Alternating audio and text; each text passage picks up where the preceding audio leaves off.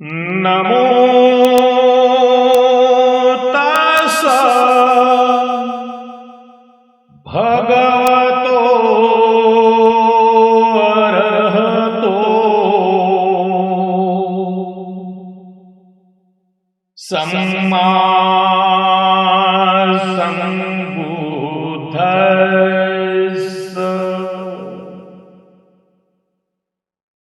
सम्मा सम्बुद्धस्स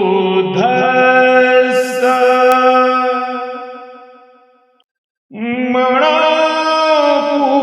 पुब्गमाधम्मा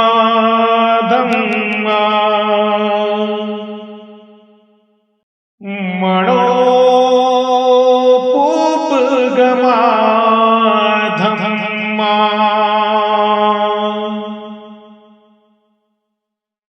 मनोसेठा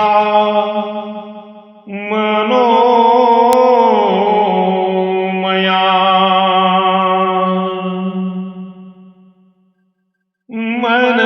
मनसाचे पदुठेण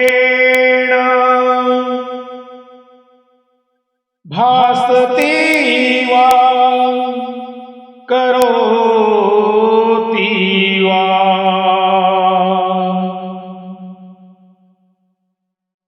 ततोऽणं दुःखमन्वेति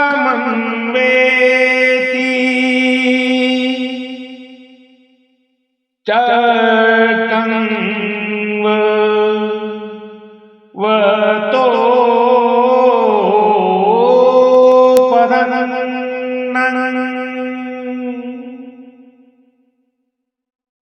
मनो म्हणजे मन, मानवी चित्त किंवा विचार शक्ती.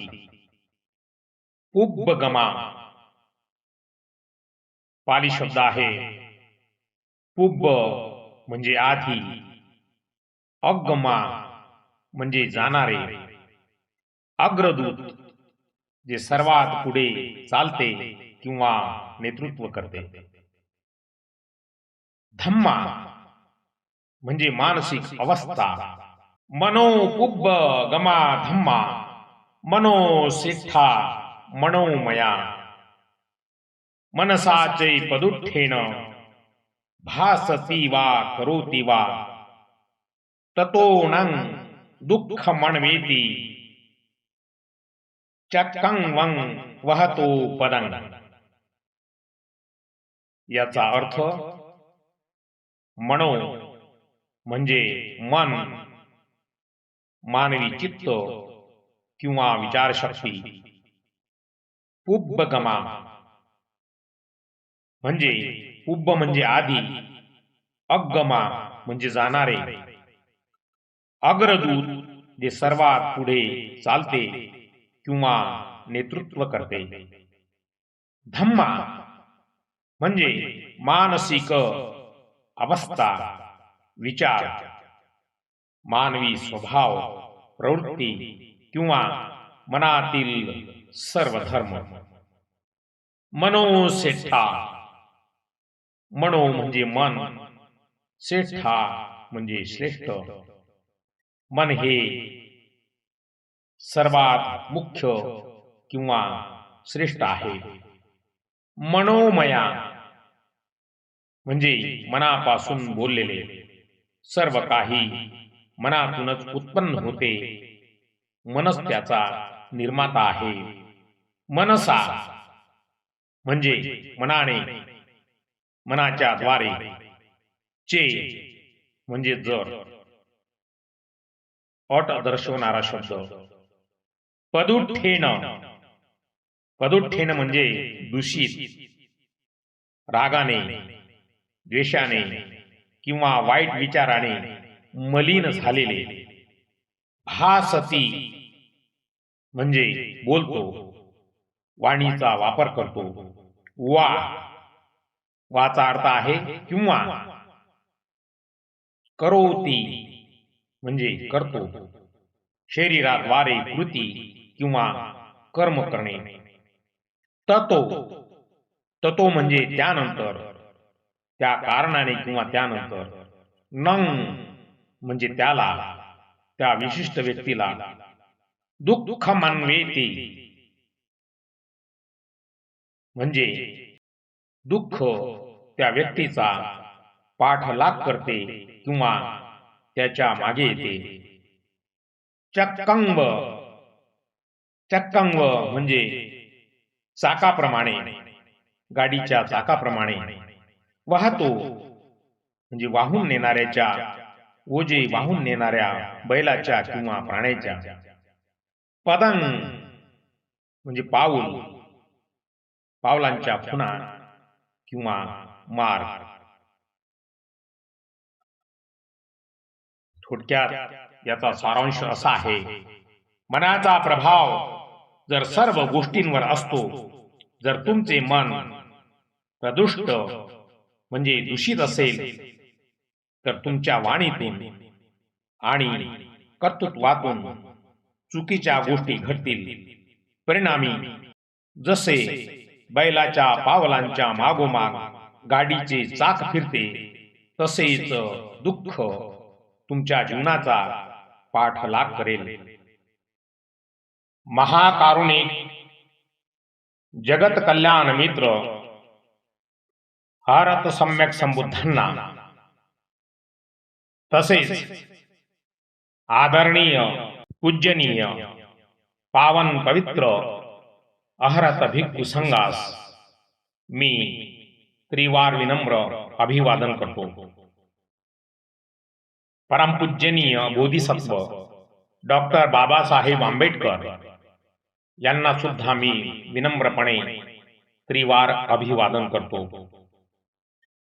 आजच्या या धम्मदेशनेमध्ये उपस्थित असलेले माझे परमप्रिय श्रद्धा संपन्न धम्मिक उपासक, धम्मिक उपासिका, धम्मिक बालक आणि धम्मिक बालिका, तसेच आदरणीय धम्म मित्र, सर्वांसाठी मी अनंत मंगल मैत्रीची कामना करतो.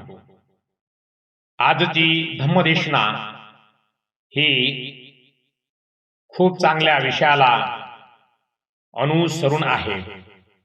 भगवान बुद्धांनी आपल्या धम्माचा प्रसार आणि प्रचार करताना जो मुख्य स्तंभ होता, त्या स्तंभाला एक विशेष विश्लेषण आहे. आजही तो शब्द तेजस्वी आहे आणि त्या शब्दाला अनुसरूनच सर्व धम्माचे वलय लाभलेले आहे. आणि तो महाकारुणिक अहरत सम्यक संबुद्धांचा महान शब्द जो आहे, तो आहे अत्त दीपो भव. भगवंत म्हणतात, प्रत्येकाने आपल्या अंतरीचा दिवा पेटवा. अत्त दीपो भव या शब्दाला अनुसरूनच आजची धम्मदेशना आहे.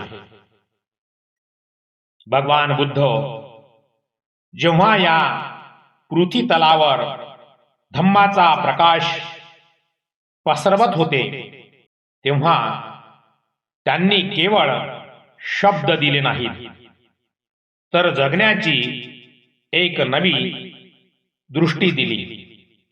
या जगात प्रत्येक माणूस सुखाच्या शोधात धावत आहे, पण त्याला हे उमजत नाही की सुख बाहेरच्या वस्तूंमध्ये नाही, तर आपल्या मनात आहे.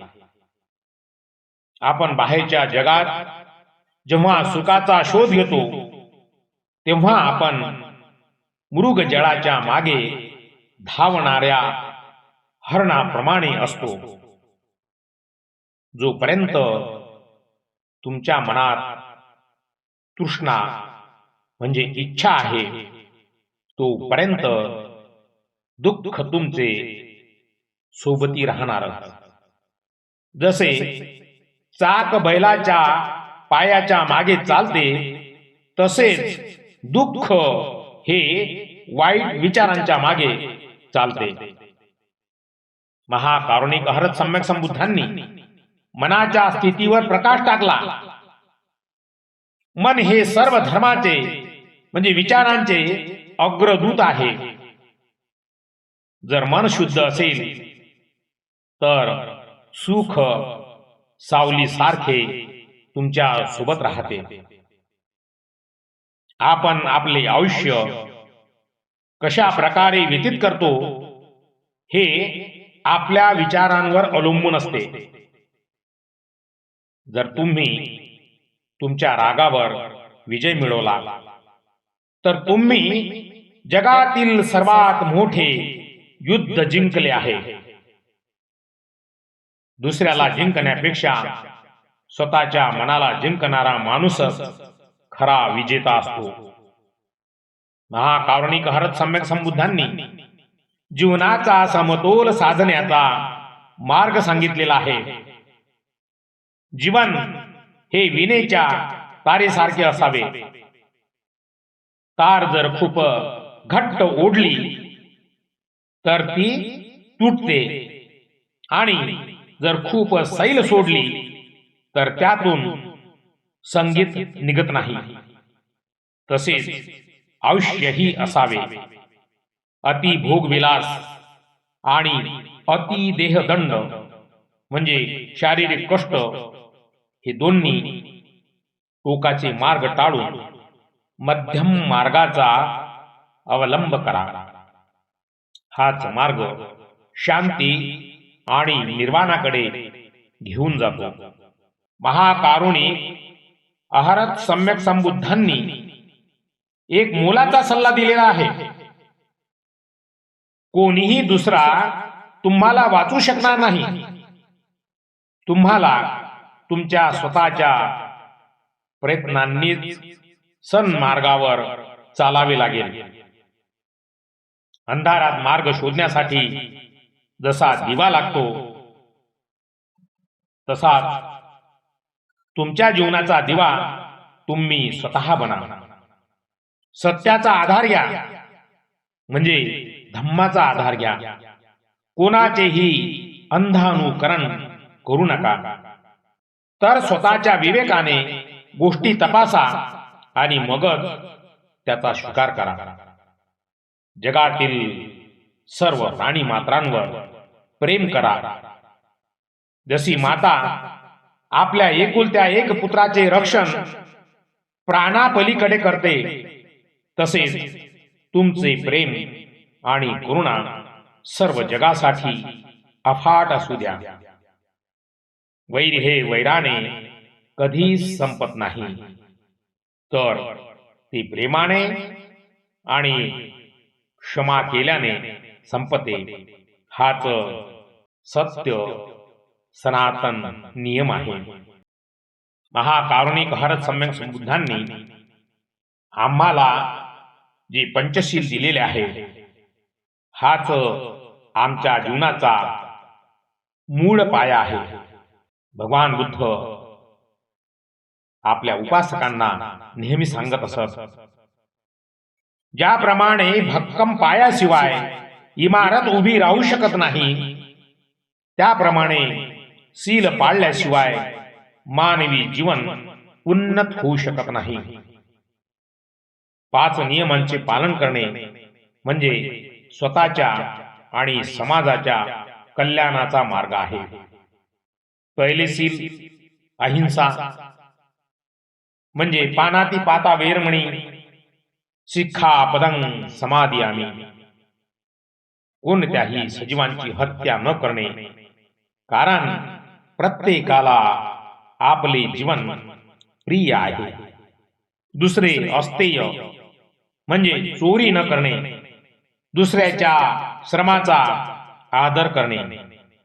कामेषु मिच्छाचारा म्हणजे व्यभिचारापासून दूर राहून इंद्रियांवर संयम ठेवणे. चौथे मुसावादा नेहमी सत्य बोलणे, खोटे बोलून कोणाचीही दिशाभूल न करणे. चुगली न करणे, निंदा न करणे, आणि 5वे सुरामेरय म्हणजे मादक पदार्थापासून दूर राहणे. कारण नशेत माणूस आपला विवेक हरवून बसतो. जो या पंचशिलाचे पालन करतो त्याच्या जीवनात भय आणि पश्चाताप उरत नाही. दुःखातून मुक्त होण्यासाठी महाकारुणिक हरत सम्यक संबुद्धांनी 8 पायऱ्यांचा मार्ग सांगितलेला आहे. त्यामध्ये पहिले सम्यक दृष्टी, सत्य काय आणि असत्य काय ही ओळखण्याची दृष्टी माणसाजवळ असली पाहिजे. दुसरे सम्यक संकल्प, वाईट विचारांचा त्याग करून कल्याणकारी गोष्ट करण्याचा निश्चय प्रत्येक व्यक्तीने केला पाहिजे. तिसरे सम्यक वाचा, गोड आणि हितकारक नेहमी व्यक्तीने बोलले पाहिजे. 4 सम्यक कर्मांत म्हणजे पवित्र आणि नैतिक कर्मे माणसांनी अंगीकारली पाहिजेत. 5 सम्यक आजीविका म्हणजे कोणाचेही नुकसान न करता सन्मार्गाने प्रत्येक व्यक्तीने आपला उदरनिर्वाह केला पाहिजे. 6 सम्यक व्यायाम.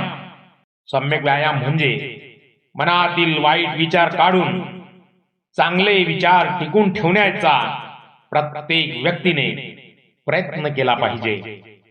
7वे सम्यक स्मृती म्हणजे आपल्या शरीराच्या आणि मनाच्या हालचालीबद्दल प्रत्येक व्यक्तीने जागरूक असले पाहिजे. 8 सम्यक समाधी. प्रत्येक व्यक्तीने एकाग्र चित्ताने सत्य शोधले पाहिजे. हा मार्ग केवळ भिक्खूंसाठी नाही, तर जो कोणी दुःखातून मुक्त होऊ इच्छितो त्या प्रत्येक मानवासाठी हा आर्य अष्टांगिक मार्ग आहे. या जगात काहीही कायमस्वरूपी नाही. फुले उमलतात आणि सुकतात, ऋतू बदलतात. हे शरीर सुद्धा क्षणोक्षणी वृद्धत्वाकडे सरकत आहे. जेव्हा आपण एखाद्या गोष्टीला माझे म्हणून घट्ट धरून ठेवतो तेव्हाच दुःखाचा उगम होतो. हे माझे नाही, मी हे नाही, हे जेव्हा तुम्हाला उमजेल तेव्हा तुमचे मन आसक्तीपासून मुक्त होईल. बदलाचा स्वीकार करणे हीच खरी प्रज्ञा आहे, हेच खरे ज्ञान आहे. माणूस किती मिळवतो यापेक्षा तो किती देतो यावर त्याचे श्रेष्ठत्व अवलंबून असते.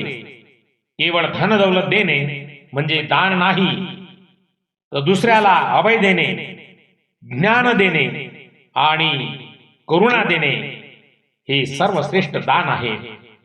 ज्याप्रमाणे समुद्रात कितीही नद्या मिळाल्या तरी समुद्र भरून वाहत नाही, त्याचप्रमाणे ज्ञान आणि करुणेचा साठा कधीच संपत नाही. स्वतःच्या अहंकाराचा त्याग करणे हे सर्वात कठीण पण सर्वात आवश्यक दान आहे. युद्धात हजारो लोकांना जिंकण्यापेक्षा स्वतःच्या विकारावर विजय मिळवणे हे श्रेष्ठ आहे. कारण द्वेषाने द्वेष कधीच संपत नाही. जर कोणी तुमच्यावर रागावला तर तुम्ही त्याच्यावर प्रेम करा. जर कोणी तुमचा अपमान करत असेल तर त्याला क्षमा करा. क्षमा हे वीरांचे लक्षण आहे. तुमचे मन एका शांत सरोवरासारखे असू द्या, ज्यात कसलीही खळबळ नसेल. जेव्हा मन शांत असते तेव्हाच त्यात सत्याचे प्रतिबिंब उमटते. मी या धम्मदेशनेच्या शेवटच्या क्षणी माझ्या सर्व आदरणीय श्रद्धा संपन्न धम्म उपासक, धम्म उपासिका, धम्म बालक आणि धम्म बालिका तसेच सर्व धम्मप्रेमी मी एकच सांगू इच्छितो की महाकारुणिक आहारात सम्यक संबुद्धांनी आम्हाला जो धम्म दिलेला आहे मनुष्याच्या सर्व हिताचा आहे. मी सर्वांना विनम्रपणे निवेदन करतो की आपण ज्या ज्या ठिकाणी तथागतांच्या धम्माबद्दल धम्मदेशना ऐकायला मिळत असेल, साहित्य वाचायला मिळत असेल तर ते कधीच मनामध्ये आळस आणून दूर करू नका. ती ग्रहण करा. कारण सत्याला जोपर्यंत मनुष्य अंगीकृत करत नाही तोपर्यंत त्याचे अज्ञान दूर होणार नाही. आणि जर मनुष्याचे अज्ञान अविद्या दूर झाली तर मात्र केवळ सुख आणि सुखच उरते. तेव्हा आपण धम्मपद असेल, त्रिपिटकामधील सुत्तपिटक, अभिधम्मपिटक, विनयपिटक याचे वाचन करावे. आणि सर्वात महत्वाचे या धम्मदेशनेमध्ये एक सांगू इच्छितो की प्रत्येक घरामध्ये महान तत्वज्ञानी परमपूजनीय बोधिसत्व डॉक्टर बाबासाहेब आंबेडकर यांनी जो महान धम्म ग्रंथ लिहिलेला आहे, भगवान बुद्ध आणि त्यांचा धम्म, याचे वाचन वारंवार करावे. कारण हा धम्म ग्रंथ कोण्या एका साधारण व्यक्तीने लिहिलेला नाही. जे साक्षात बोधिसत्व होते ते बोधिसत्वाचे लिखाण आहे. आणि बोधिसत्वापेक्षा अजून कोणी श्रेष्ठ लिखाण करूच शकणार नाही अशी माझी खात्री आहे. परमपूजनीय बोधिसत्व डॉक्टर बाबासाहेब आंबेडकरांनी आम्हाला जे दिलेले आहे ते आमच्या जीवनी आणि पुढील आमच्या अनेक पिढ्यांना काहीही कमी पडणार नाही इतके मोठे देऊन ठेवलेले आहे. बोधिसत्वानी आम्हाला जो सुखाचा, समृद्धीचा, ज्ञानाचा जो साठा दिलेला आहे तो अनुपम आहे. आणि प्रत्येक घरामध्ये बाबासाहेबांनी लिहिलेला भगवान बुद्ध आणि त्यांचा धम्म असलाच पाहिजे. आणि केवळ वर्षावासाच्या दिवसातच त्याचे पठण करावे असे नाही. प्रत्येक वेळी, प्रत्येक क्षणोक्षणी, प्रत्येक सांज वेळी महाकारुणिक हरत सम्यक संबुद्धांना पुष्प, जल, मोमबत्ती, अगरबत्ती, धूपबत्ती प्रज्वलित करून त्या ग्रंथाचे वाचन केले पाहिजे. जर प्रत्येक घरामध्ये प्रत्येक सांज वेळी केवळ 2 पाने 5 पाने जर वाचनात आली आणि वारंवार आली तर मात्र आमच्या हृदयामध्ये परिवर्तन झाल्याशिवाय राहणार नाही. आणि आमचा परिवार, आमचे कुटुंब पवित्र होईल. या मंगल मैत्रीच्या भावनेतून आपण त्याचे पठण करावे. आजच्या धम्मदेशनीमध्ये तथागतांनी जे सांगितले, अत्त दीपो भव, आपला स्वतःचा दीपक आपण स्वतः व्हावे आणि सत्य काय आहे हे स्वतःच जाणून घ्यावे. तथागतांच्या धम्मामध्ये कुठल्याही प्रकारची अंधश्रद्धा नाही. माणसाच्या सुखाचे अनुपम साधन धम्म आहे. आणि धम्म पठन करणे म्हणजेच सुख आमंत्रित करणे होय.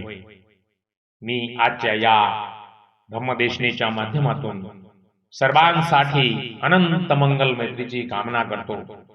भवतु सब मंगलम. सर्वांचे मंगल हो. सर्वांचे कल्याण हो, सर्वांना सुख, शांती, उत्तम आरोग्य आणि दीर्घ आयुष्य प्राप्त हो. जळातील, थळातील आणि गगनातील सर्व दृश्य अदृश्य प्राण्यांवरती तथागतांच्या मंगल मैत्रीची अनुपम अनंत मंगल मैत्रीची अनुकंपा हो. सर्वांचे मंगल हो, सर्वांचे कल्याण हो.